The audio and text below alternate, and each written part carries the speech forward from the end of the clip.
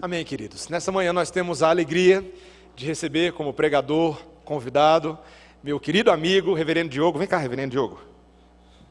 Me chama de reverendo assim na frente de vocês. Aqui é só Diogo, Mateus, Diogo. Diogo tem sido, meus irmãos, ao meu coração uma bênção ao longo desses anos. Eu tive a oportunidade de conhecer o reverendo Diogo, acho que foi em 2015, não foi, Diogo?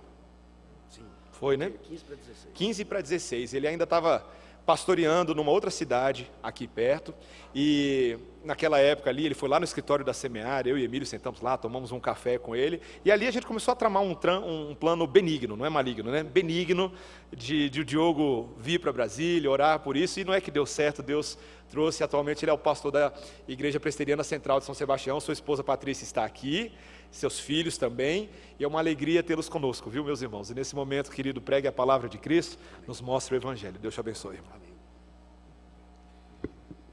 Graças e paz, irmãos, bom dia. Os irmãos, vamos então, aqui viemos, abra por favor a sua Bíblia, na primeira carta de Paulo aos Coríntios, no capítulo 4.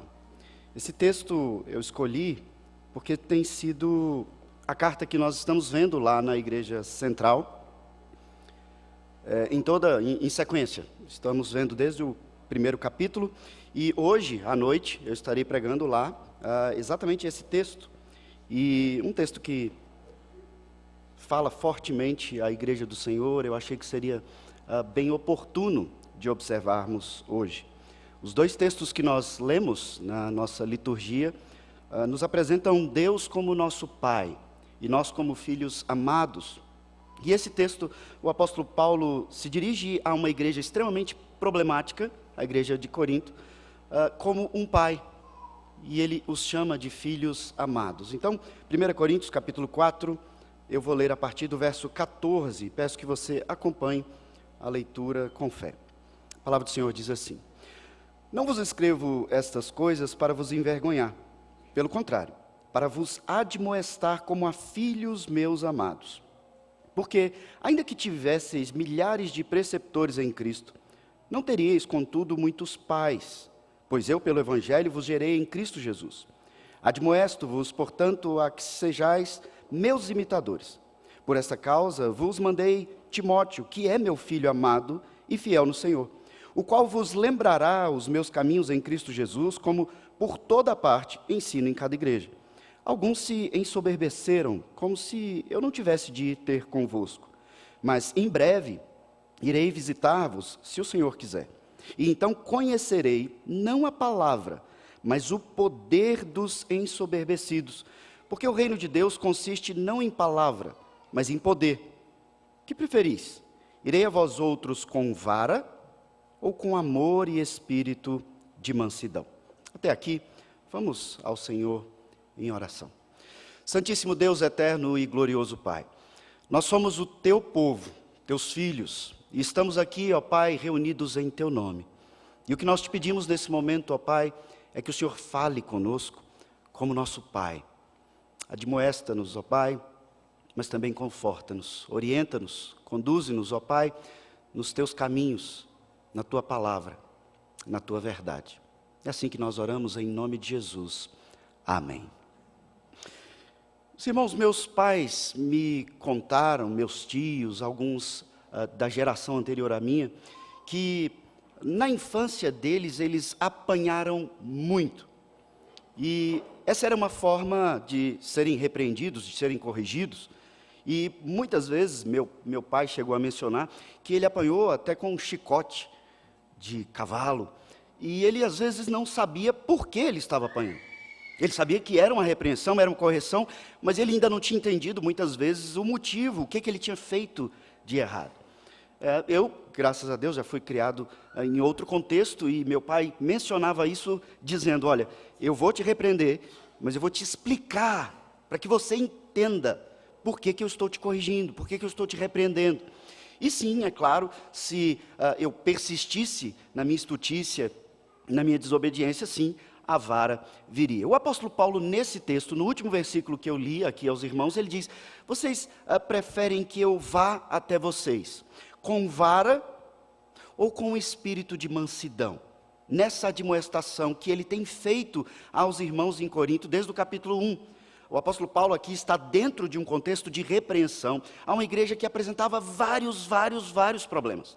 E Paulo, então, como um fundador daquela igreja, alguém que permaneceu ali e conhecia muito bem a história da igreja, ele, por carta, repreende aqueles irmãos que estão cometendo vários erros grosseiros.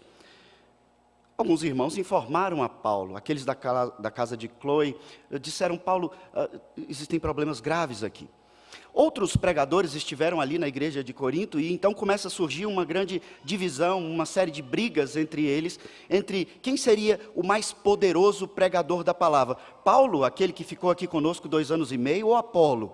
Apolo parece ter uma capacidade melhor de retórica, de argumentação, mas Pedro também tem um grande exemplo de poder na pregação, e eles então começaram a dividir-se em grupos dentro da igreja, querendo ser um grupo de cada pregador, dependendo do poder que esse pregador demonstrava ali na sua oratória. E Paulo tem repreendido esses irmãos, dizendo: olha, vocês têm problemas muito mais graves do que se preocuparem com o poder das palavras, da retórica desses pregadores. E ele disse: vocês precisam se preocupar se o pregador é fiel.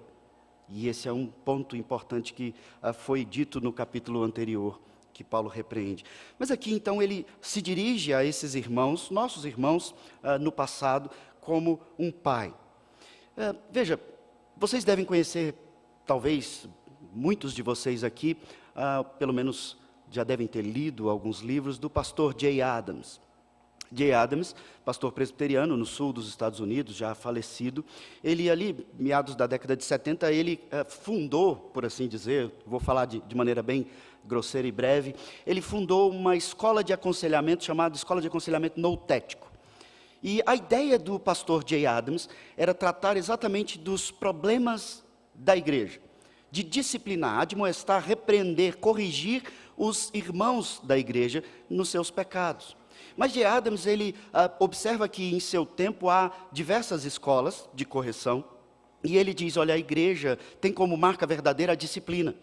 E a disciplina, ela não é apenas um castigo como o cantinho do pensamento.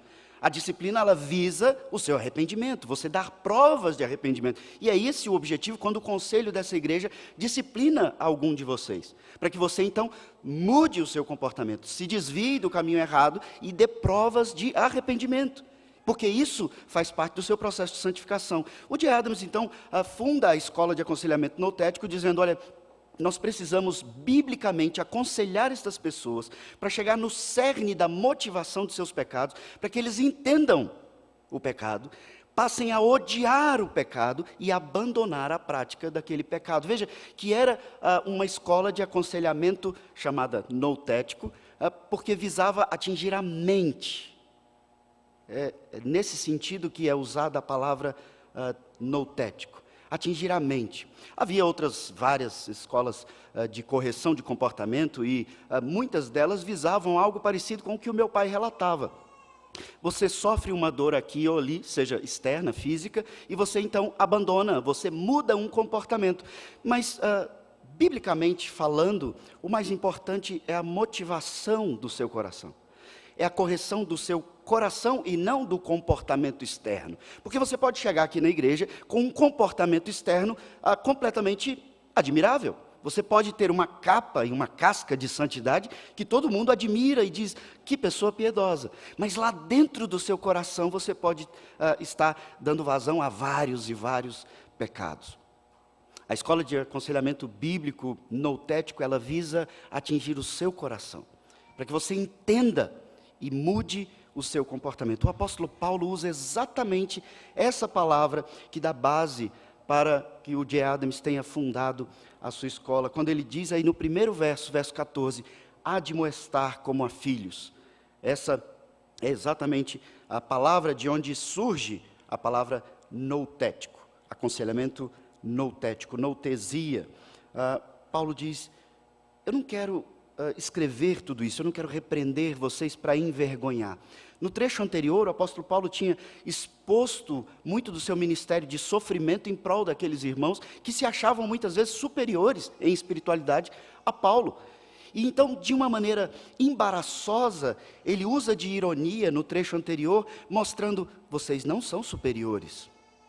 Veja, essa era uma visão e um dos maiores problemas da igreja de Corinto. Eles se achavam espirituais. E é por causa disso que Paulo, nessa carta, diz, eu não posso falar com vocês como crentes maduros. Eu tenho que falar com vocês como crianças. Vocês são imaturos, são carnais. E carnal não é aquele que é entregue ao pecado, é um crente imaturo. E ele diz, eu preciso falar com vocês como imaturos. E os irmãos dessa igreja se achavam tão superiores, muitas vezes, a ponto de reprovar o apostolado de Paulo. E então ele, ironicamente, expõe o que é a verdadeira maturidade, espiritualidade cristã. E aí, então, quando nós chegamos aqui no verso 14, ele diz, veja, eu não estou escrevendo isso simplesmente para envergonhar vocês, para apenas expor que vocês são crentes imaturos. Eu estou escrevendo essas coisas porque, pelo contrário, eu quero admoestar vocês, eu quero atingir a mente de vocês. Noutesia, noutética, eu quero que vocês entendam. E eu estou falando como um pai que explica para vocês onde vocês estão errando, porque entendendo o erro, vocês vão odiar o pecado. Essa é a primeira parte aqui do nosso texto, onde trata dessa admoestação. Noutetel, noutesia, são palavras ligadas a essa mente. E entenda, quando nós falamos de mente no sentido bíblico do ser humano, nós não somos divididos como muitas vezes nós pensamos. Nós temos o ser interior. E a Bíblia, em Provérbios, fala muito do nosso coração, e é a mente. E Paulo fala dessa admoestação de entendimento, de inteligência, de raciocínio, e ele está falando do mesmo sentido, o seu ser interior, as motivações do seu coração. E ele diz, eu preciso admoestar vocês, mas eu faço isso como filhos amados. Veja o nível de demonstração de amor de um pastor que fundou essa igreja, que acompanhou esses irmãos, e agora muitos desses irmãos não acreditam nem mesmo no apostolado de Paulo, e dizem, ele é um mercenário, ele não tem nem grande capacidade retórica, ele é um homem bruto no seu falar. E Paulo diz, eu quero falar com vocês como um pai, eu quero repreender vocês naquilo que vocês estão errando, eu não quero humilhar, eu não quero envergonhar, eu quero apenas que vocês entendam, que sejam corrigidos pela mentalidade, pelo raciocínio, não é uma correção física, e ela existe. Por isso que lá no verso 21 ele diz, vocês querem que eu chegue com vara? Ou vocês querem continuar entendendo, atendendo, aprendendo sobre aquilo que Deus quer, como Pai, para a vida de vocês? Paulo continua aqui, dizendo no verso 15, que ainda que eles tivessem milhares de preceptores, e aqui, se a gente pegar uma tradução literal, seria 10 mil preceptores, e essa palavra preceptor é de onde surge a nossa palavra pedagogo ou pedagogia. Ele está usando aqui a palavra aio.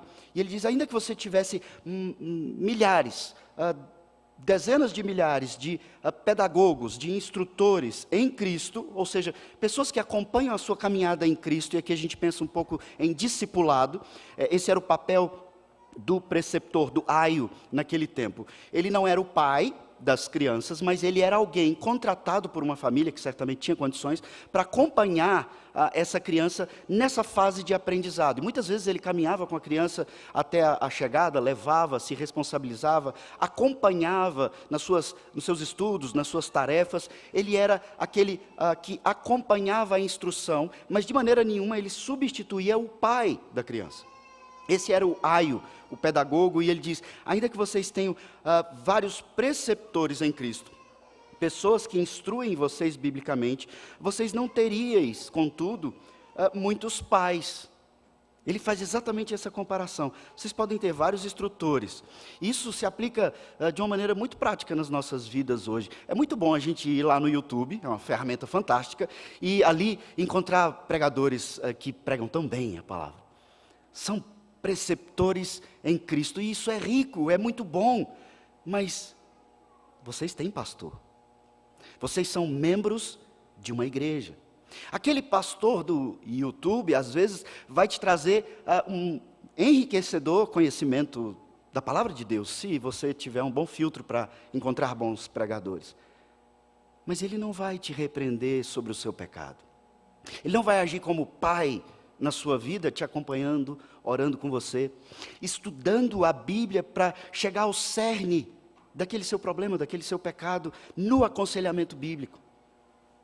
E Paulo diz, você pode ter milhares desses preceptores que pregam a Cristo, que instruem, que te acompanham, mas eu gerei vocês, eu sou pai de vocês. E, irmãos, nós precisamos entender esse conceito aqui.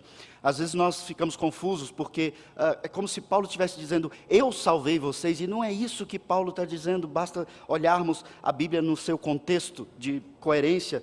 Paulo sabe bem que a salvação é pela graça, é em Cristo, mas ele disse, eu estive aí no começo, eu acompanhei, eu pastoreei, eu agi como pai na vida de vocês, e agora, ainda que eu esteja distante, eu recebo notícias de que meus filhos estão se perdendo, e agora eu admoesto vocês como pai. Veja, podem ter várias pessoas envolvidas no discipulado, e vocês estão encantados, vocês estão admirados pela capacidade. E naquele contexto dessa igreja, isso era muito valorizado naquele tempo, meus irmãos.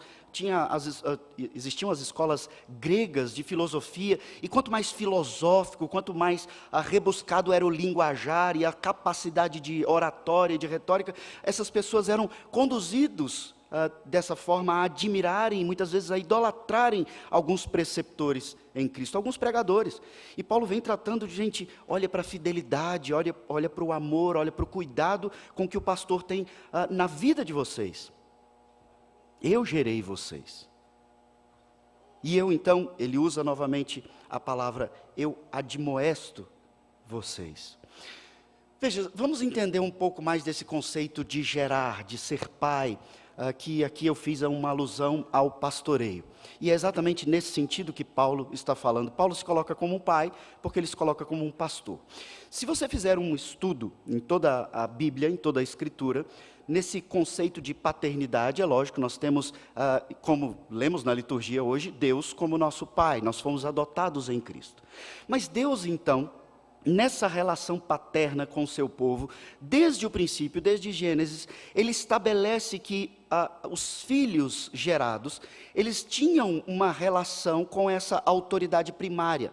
A primeira autoridade na sua vida são seus pais. E então ele coloca isso de maneira muito clara, logo no início da revelação bíblica, e ali quando ele entrega os 10 mandamentos, a lei do Senhor, o 5º mandamento deixa isso muito claro. Honra teu pai e tua mãe, para que você viva uma vida abençoada, longa, próspera. Ele está dizendo, se você aprender a honrar a autoridade paterna, aquele que cuida de você, nos caminhos do Senhor, certamente você está inserido na aliança dessa relação comigo. E então em toda a Escritura, Deus desenvolve na sua revelação para nós, esse princípio. Se você não tem uma boa relação com a autoridade dos seus pais, você vai ter dificuldade com as suas relações de autoridade com outras pessoas, inclusive com seu pastor, com o conselho. E Deus, então, nos deixa bem claro que toda autoridade é instituída por Ele, e sejam as mais diversas autoridades, e nós devemos honrá-las, respeitá-las. Então, o nosso raciocínio é, mas e se eles não são crentes? Irmãos, toda autoridade é instituída por Deus. E nós não estamos falando de fé. Nós não estamos falando da crença dessa autoridade.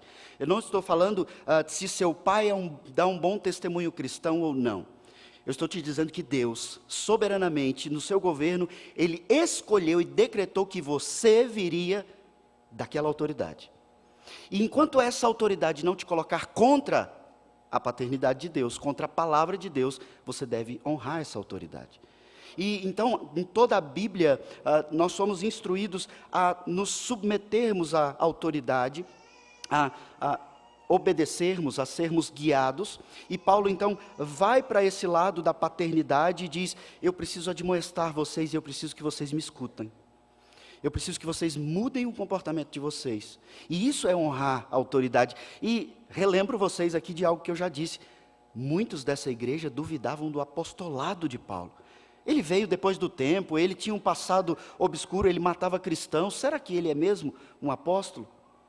Ele diz, eu admoesto vocês, no verso 16, que sejam meus imitadores. E aqui a coisa fica um pouco mais complicada. Imagine se eles sequer consideram, alguns ou muitos deles, consideram esse homem um apóstolo verdadeiro dos 12. Esse homem que vem e repreende de maneira tão dura, agora diz: eu estou admoestando vocês a mudarem de comportamento pelo entendimento. E digo mais, eu admoesto vocês a me imitarem. E aqui entra outra dúvida nossa, mas, gente, imitar um homem, imitar a Paulo, e certamente, como Paulo disse nos capítulos anteriores, ele fala: quando eu prego, quando eu exorto, quando eu ajo com vocês, eu faço sempre com muito temor e tremor. E agora ele diz: sejam meus imitadores, me imitem, sigam o meu exemplo. E esse é o segundo aspecto aqui do nosso texto. Primeiro, ele faz a admoestação, ele se coloca como pai, e agora ele se coloca como exemplo. E nós que somos pais, que temos Deus como pai em Cristo Jesus, que temos pastores, um conselho que cuida de todos nós, da nossa disciplina, do nosso caminhar cristão, nós precisamos entender a ideia de exemplo que a Bíblia também coloca. O apóstolo Paulo, ainda nessa carta, em 1 Coríntios, lá no capítulo 11, ele continua com essa ideia, só que ele coloca algo mais. Em 1 Coríntios 11, verso 1, ele diz: sede meus imitadores, como também eu sou de Cristo. Paulo aqui, irmãos, não faz isso de maneira arrogante, ousada e errada. Ele faz de maneira humilde, em todo o seu esforço para ser um servo fiel a Cristo. Então, com temor e tremor, ele diz: eu tenho dado um bom testemunho para vocês, então me imitem. Imitem o meu caminhar, imitem tudo isso que eu tenho falado a vocês. E vocês que já são pais aqui, percebam a importância de dar um bom testemunho para o filho de vocês. Quando ele usa a palavra aqui, imitadores, a palavra grega que vem mimetismo, mímica, de imitação mesmo, ou de camuflagem, de se parecer exatamente como a outra pessoa. Veja, quando nós estamos criando os nossos filhos, algo impressionante acontece. Nós, seres humanos, desde a mais tenra idade, somos os mais capacitados imitadores. E Deus nos fez assim. Deus colocou essa característica em nós. Deus é um Deus de aliança, que trabalha com famílias, que tem filhos incluídos no pacto, e Ele então dá a palavra ao seu povo e nos cria com uma capacidade absurda de imitar. Portanto, pais, vocês que são pais, sabe, um grande problema para nós que somos pais, os nossos filhos, desde muito novos, eles percebem um problema que às vezes nós temos. Uns mais, outros menos, que é incoerência. Incoerência é um problema muito grave. Paulo toma todo o cuidado e esforço para ser um pai coerente. E por ser um pai coerente, ele diz: pode me imitar. Agora você que é pai, na criação do seu filho, na autoridade que Deus te deu, e Ele decretou que seus filhos viessem desse lar que você constitui. Você tem a capacidade, no Senhor é claro, humildemente de dizer para os seus filhos: me imitem. Façam o que eu faço, não façam só o que eu digo para vocês fazerem. Deus nos chama a isso, irmãos. Os nossos filhos estão atentos quando você veste uma capa e diz algo, mas você contradiz isso com uma prática diferente. E talvez você não esteja percebendo isso porque eles ficam caladinhos, mas eles estão vendo tudo. E muitas vezes é mais forte para eles aquilo que eles têm visto você fazer do que aquilo que você tem falado. Por quê? Aí a gente volta à escola de aconselhamento de Jay Adams. Porque aquilo que você faz é aquilo que está dentro do seu coração. Muitas vezes aquilo que você fala é aquilo que você sabe que as pessoas querem ouvir, é aquilo que você sabe que é certo de se dizer. mas a sua prática, ela revela o seu coração. Por isso, J. Adams diz, olha, nós precisamos corrigir e disciplinar os membros da nossa igreja, atingindo a motivação do coração deles. Porque, como diz Cristo, a boca fala do que o coração está cheio, e esse texto não diz respeito somente às palavras. Cristo está dizendo, o que está dentro do seu coração é o que conduz a sua vida de maneira geral. Portanto, quando você diz algo, instrui os seus filhos e diz, filho, vá para a igreja, leia a Bíblia, mas ele não vê na sua prática de vida, ele está identificando, porque Deus nos deu essa capacidade, identificando o que está dentro do seu coração. E ele diz, isso aqui vale mais do que o que ele está dizendo. Porque palavras, muitas vezes, são ditas, são desvalorizadas, são perdidas, são descomprometidas.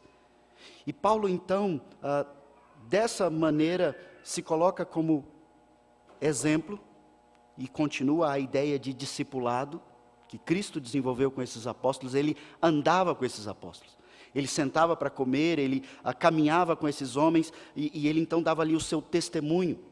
Muitas vezes, várias vezes, melhor dizendo, nos evangelhos, nós vemos os discípulos de Cristo admirados do comportamento, do testemunho, daquilo que ele fazia.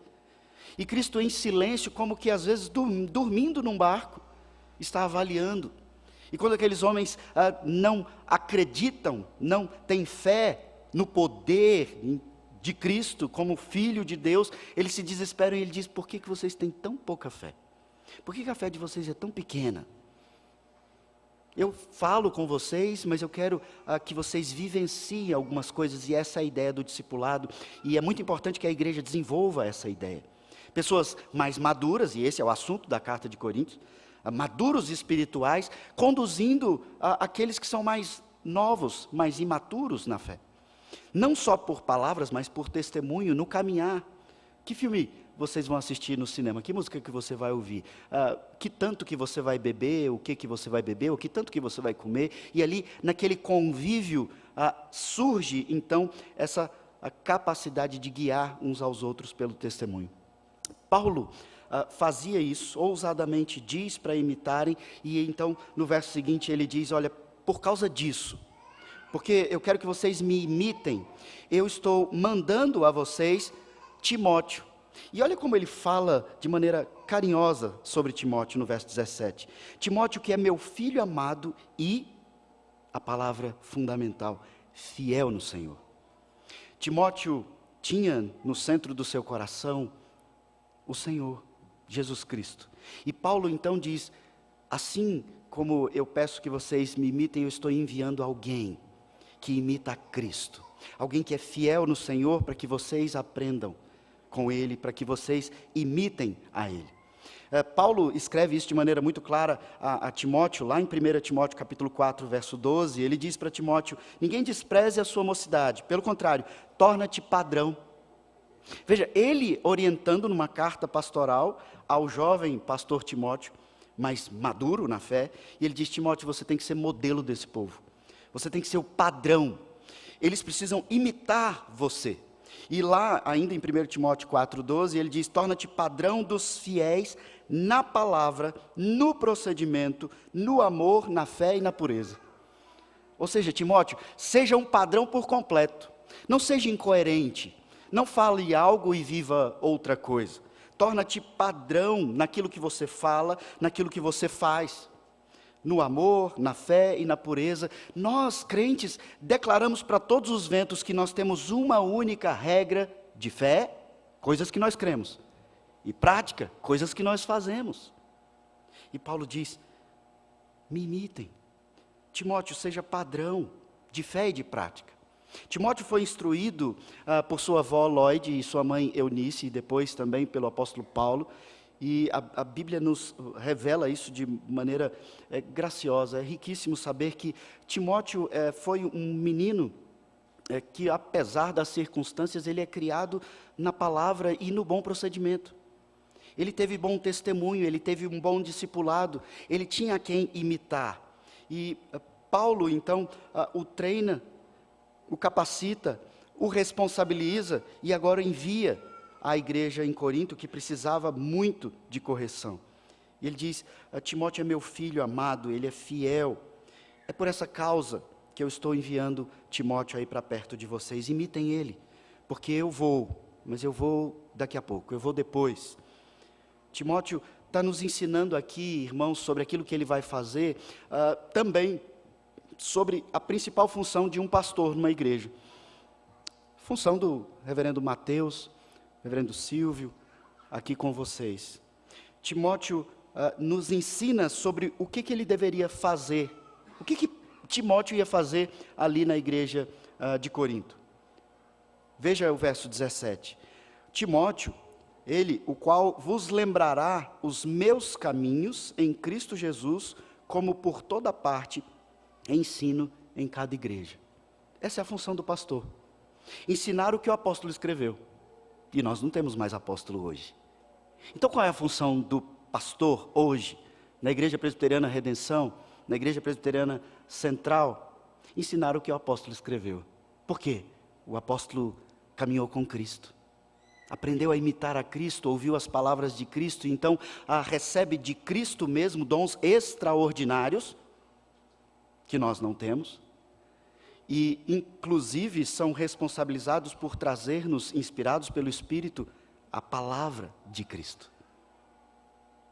Todo pastor, assim como Timóteo, tem a função de ensinar, de expor, de explicar e aplicar o ensino dos apóstolos. E é isso então que Timóteo é enviado para fazer lá nessa igreja. Ele vai ensinar a palavra de Cristo, aquilo que ele aprendeu do apóstolo Paulo. E veja que Paulo diz, ele vai ensinar para vocês o que eu tenho ensinado em todos os lugares que eu vou. E o que eu tenho ensinado é aquilo que Cristo nos revela, aquilo que nós cantamos aqui. Nós nos gloriamos na cruz, no evangelho da cruz.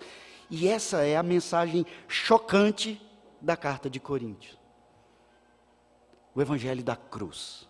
Paulo fala desse evangelho como algo que é visto como loucura até por crentes pelo mundo todo, e ele diz, sim, é loucura para eles, mas para nós é a mais absoluta verdade.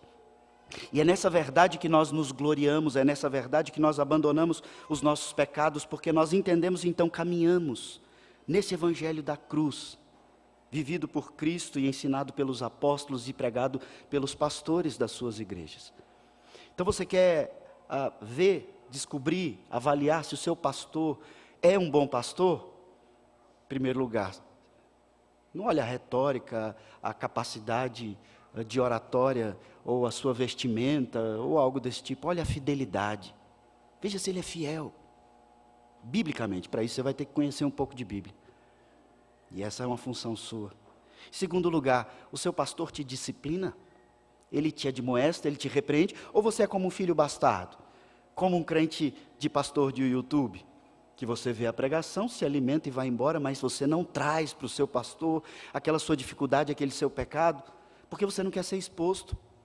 E quando um crente é exposto, ele sente aquela vergonha que os coríntios estavam sentindo. Eles vão perceber que eu sou imaturo. Eles vão perceber que eu não tenho um bom procedimento. Eles vão perceber que eu não vivo o que eu digo que vivo. Então nós escondemos os nossos pecados e não queremos que o pastor exponha. Naquele momento que muitas vezes ele vem aqui à frente da igreja e diz, nós estamos disciplinando fulano por causa disso e daquilo. Irmãos, essa é uma atitude completamente bíblica. Você tem pai. Um pai que te instrui em fidelidade à palavra de Cristo e que te repreende, que te admoesta para que você entenda na mente e abandone o caminho que te leva para o inferno. O apóstolo continua então falando de algo que nos chama a atenção aqui a partir do verso 18, quando ele diz, alguns se ensoberbeceram, como se eu não tivesse de ir ter convosco. Paulo diz aqui, tem gente aí da igreja que está dizendo que eu não vou ter coragem de ir para aí. Eles estão tão cheios de si, que eles estão achando que eu estou falando que vou, mas eu não vou. E Paulo diz, olha, deixa eu avisar uma coisa para vocês, eu sou pastor de vocês, sim, eu vou. É o que ele diz no verso 19. Em breve eu vou visitar vocês. E se o Senhor quiser, ele se coloca aqui, como Tiago escreve em sua carta, ele faz planos debaixo da condução do Senhor. Então ele diz, então eu conhecerei, não a palavra, mas o poder desses ensoberbecidos. Paulo aqui agora faz um contraste entre poder e palavra. Porque as pessoas da igreja de Corinto estavam tão arrogantes, tão cheias de si, que elas tinham muito o que falar. Era um dom que eles tinham muito orgulho de ter, de falar em outros idiomas, em outras línguas, e também o dom de profecias. Esses eram os dons que eles mais arrogavam ter poder. E Paulo diz, eu quero saber se vocês têm poder mesmo, e eu vou pessoalmente aí. Porque vocês estão agindo de maneira tão imatura, mas o discurso de vocês está tão bonito, tão cheio de palavras. Eu quero saber se vocês têm poder mesmo. Paulo então começa a falar aqui do poder do reino de Deus. E ele está dizendo para nós aqui, olha só, quando eu admoesto vocês, quando eu repreendo, quando eu prego, quando eu sou fiel, eu estou mostrando para vocês que o poder não é meu. Por isso eu não quero que vocês idolatrem Apolo, Paulo ou Pedro. Eu quero que vocês se voltem para Cristo, porque o poder é dele, o poder é do reino dele. Por isso o pastor, o apóstolo, ele tem que ser fiel e não aquele que tem grande capacidade de oratória. Porque o poder está na fidelidade, porque o poder é de Deus. E o poder não está no grito, no quanto o pastor aqui fala de maneira acelerada e gritando e demonstrando todo o poder e falando palavras que muitas vezes você não entende. O poder é do reino e o poder do reino consiste nas palavras de Cristo. Porque essas são as palavras do seu reino.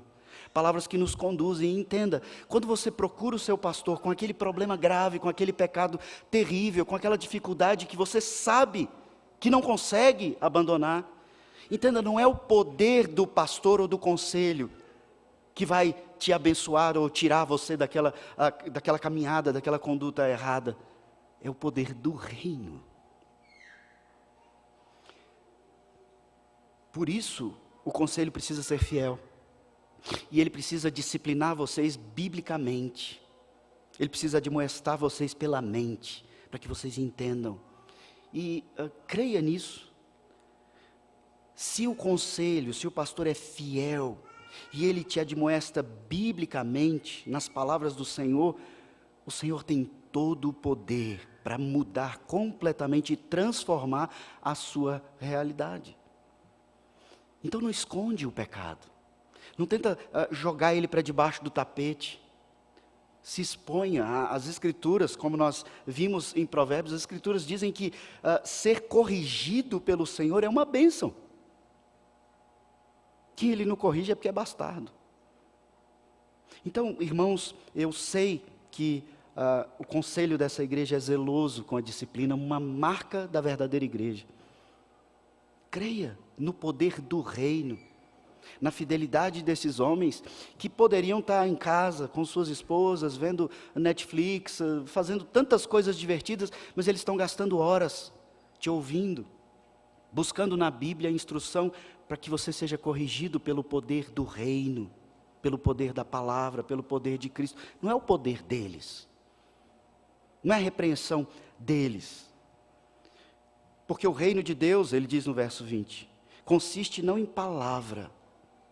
E aqui, ele não está menosprezando a palavra em si, como nós conhecemos. Ele está dizendo, não é só de discurso, não é só de oratória, de falação.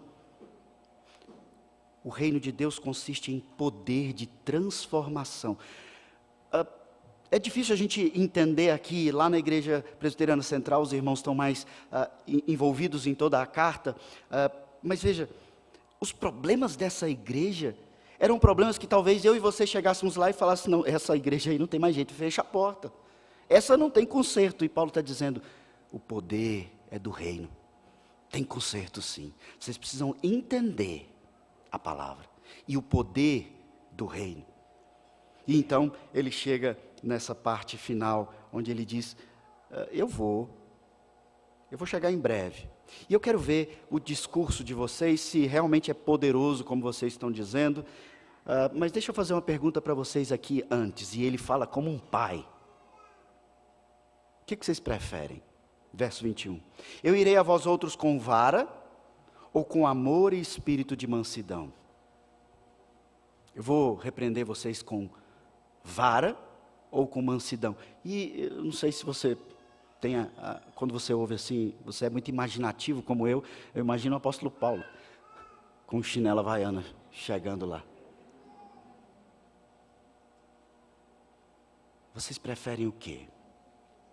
Aqui, irmãos, nós estamos vendo exatamente aquilo que as Escrituras nos instruem sobre a admoestação, a repreensão da sua mente, das suas motivações, do seu coração. Mas às vezes o seu pastor, assim como os seus pais, e assim como vocês que são pais, vocês vão ter que colocar as suas ovelhinhas, os seus filhos, num canto de parede e falar como Paulo. O que você prefere? Eu te amo tanto que eu não vou deixar você continuar no erro. Você prefere apanhar, sentir dor, ou você vai mudar o seu comportamento? Veja que ele não coloca aqui a opção de você continuar no pecado. Ele diz, ou um ou outro. Eu gosto de contar, eu tive filhos bem agitados, né? A Isa, do meio, foi a mais agitada, a mais difícil de todos. Mais aventureira até hoje, não tem medo de nada. Mas o Enzo também deu alguns trabalhos, ele é o mais novo.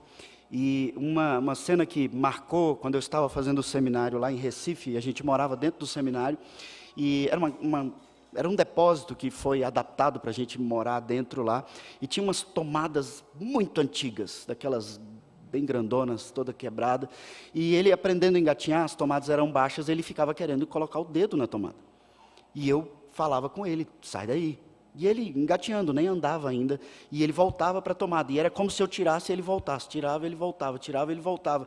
Então eu estava conversando com alguém, sentado no chão, tirei e fui segurando a mão dele aqui no meu colo, mas encostado na parede, sentado no chão, e a tomada estava aqui do meu lado.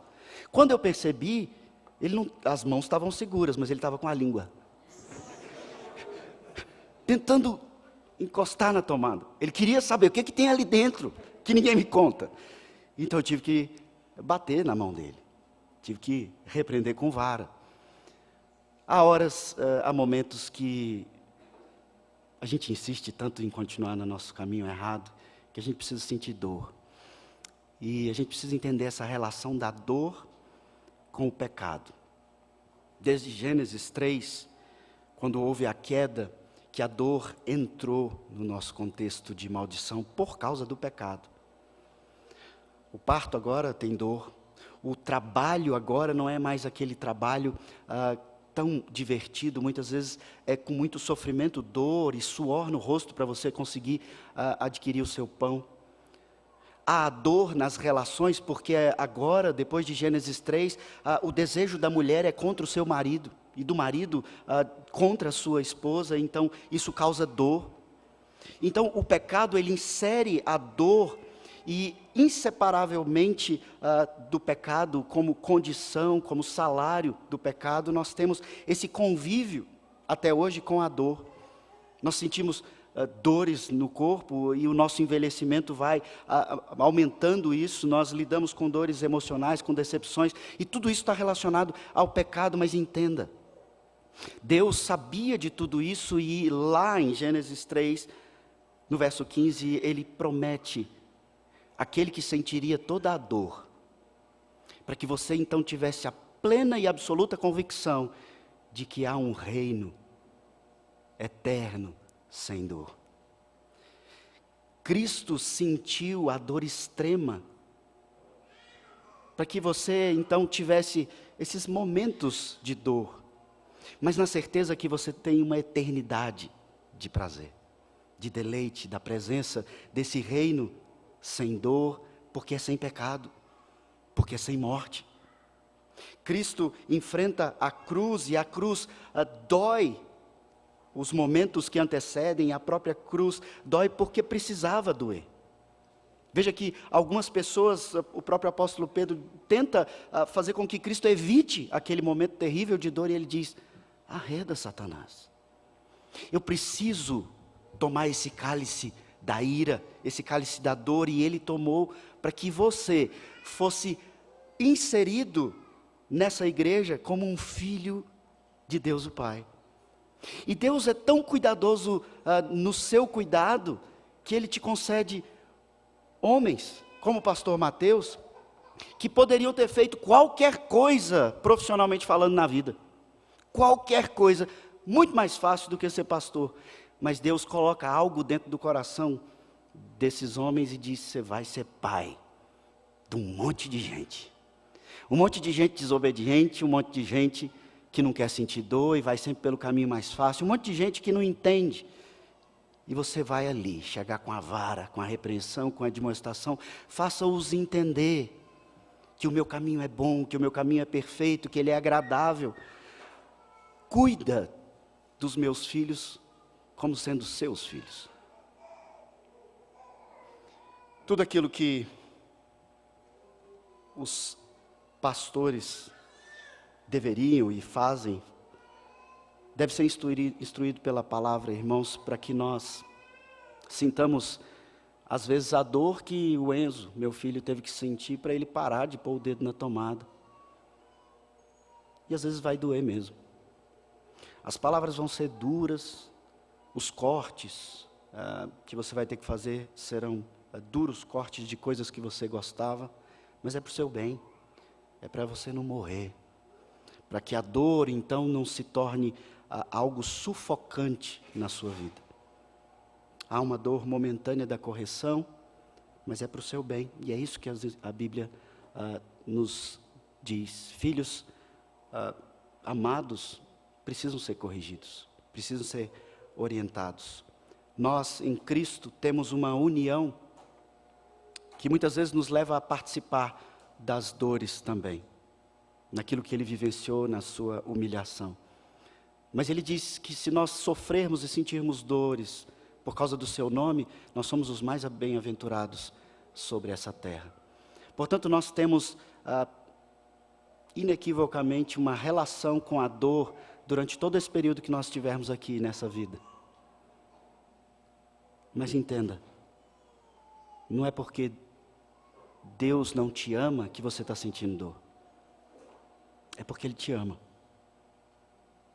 E você precisa se relacionar com isso sempre, com uma mais absoluta convicção de que no céu nós viveremos eternamente com o nosso Pai, com os nossos irmãos, totalmente livres da dor, do pecado, da desobediência, porque Cristo já venceu e nele nós somos mais do que vencedores. Nós já somos filhos de Deus e o nosso ser interior, o nosso espírito já é eterno. A gente só está aqui aguardando que os nossos irmãos sejam somados e nós possamos estar com Ele eternamente. Vamos orar ao Senhor nesse momento, pedir que Ele aplique a palavra aos nossos corações e nos abençoe.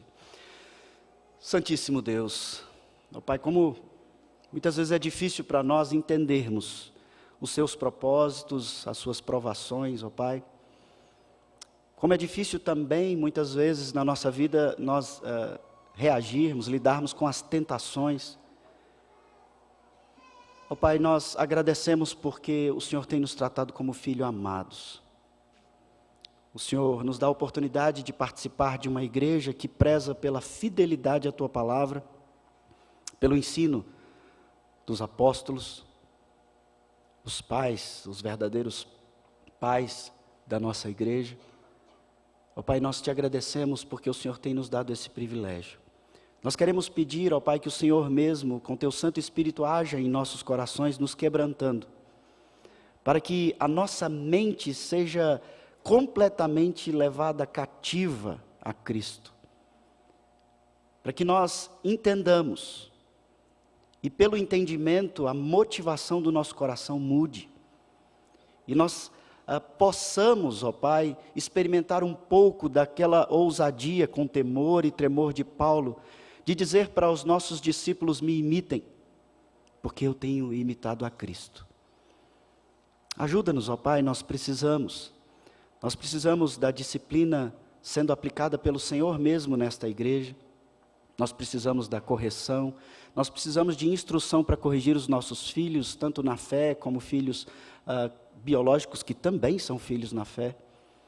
Ajuda-nos, ó Pai, nós precisamos do poder do Teu reino, agindo em nós, dando-nos sabedoria, discernimento e coragem, para enfrentar o mal e corrigir o erro, por meio da Tua santa e poderosa palavra. É claro, nos méritos do nosso Senhor e Salvador, Jesus Cristo. É em nome dele que nós oramos. Amém. Meus irmãos, uma grande satisfação, alegria verdadeira de estar aqui com vocês. Amo a Igreja Redenção e agradeço muito a oportunidade. Que Deus abençoe a todos vocês. Até mais. Vamos ficar